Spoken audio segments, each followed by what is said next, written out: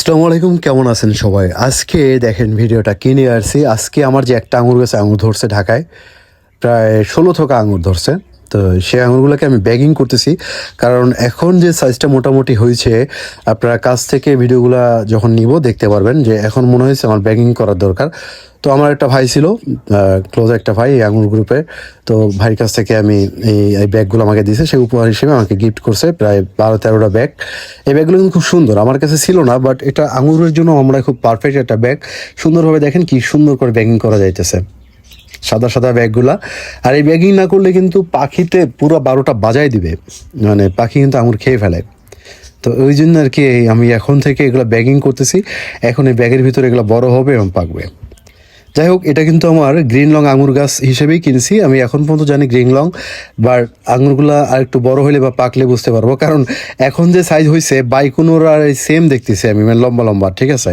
তো এই জন্য একটু কনফিউজড আছি, কিন্তু মনে হচ্ছে কেন এটা গ্রিন লংই হবে। এখন পাকলে বুঝতে পারবো, পাকলে তো ধরেন বাইকুনুর লাল হয়ে যাবে আর গ্রিন লং তো সবুজই থাকবে। তো ওই জন্য আর কি আমরা ওয়েট করতেছি পাকা পর্যন্ত। কিন্তু আমার কেন জানি সাইজ দেখে মনে হয় যে আবার বাইকুনুর না হয়, কিন্তু বাইকুনুর তো আমার আছে।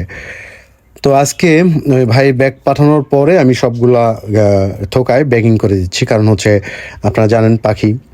তো একটা মজার ব্যাপার হচ্ছে কি জানেন, যে আমার এই ঢাকায় 3টা গাছ আছে, এই 3টা গাছের মধ্যে এই গ্রিন লংটাই খুব ভালো ফলন দিছে। আর 2টা গাছ, যেটা ভ্যালেক, মার্সেল ফস, একটাতেও ফলন হয় নাই। যদিও আমি এবার যেটা মনে করলাম লেট প্রুনিংয়ের কারণে এই অবস্থা হয়েছে, কারণ মার্সেল ফসে আমি 24 সালে ডিসেম্বরের 25-26 তারিখে প্রুনিং করছিলাম, প্রায় 4 কেজি আমি আঙুর পাইছিলাম। আবার ভ্যালেকও সেম টাইমে প্রুনিং করছিলাম, 2 থোকা আঙুর পাইছিলাম। বাট 25 সালেও 1 থোকা বা ভালো ফলন আসছিল, কারণ 25 সালেও আমি জানুয়ারি 3-4 তারিখে প্রুনিং করছি। বাট এবার যেটা হয়েছে, আমি জানুয়ারি 20 তারিখে দিকে প্রুনিং করছি, যার কারণে এই গ্রিন লংয়ে পুরো আঙুরে ভরে গেছে। বাট ডরমিক্স দেওয়ার পরেও আমার মার্সেল ফস আর ভ্যালেকে কোনো রকম মানে কুড়ি আসে নাই। তো দেখে আমার যেটা মনে হলো অভিজ্ঞতা থেকে, যে আমি 26 সালে, তো এটা হলো 27 সালের দিকে আমি মানে আপনার লেট পুনিং করব শুধু গ্রিন লং, বাকিগুলো আর্লি পুনিং করে দেব, দেখি এবার কি হয়।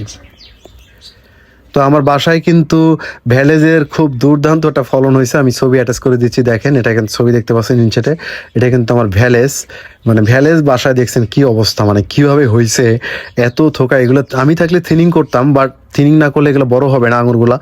আমার ভাই ব্রাদার ছোট, ওরা ওইভাবে থিনিং করতে পারবে না, ওরা অতটা কিছু বুঝেও না। কিন্তু আঙুরগুলা দেখেন যে ভ্যালেজের কি থোকা থোকা আঙুর, বড় বড় হয়েছে, এক একটাই প্রায় হাফ কেজি 1 কেজি মানে থোকা হয়েছে।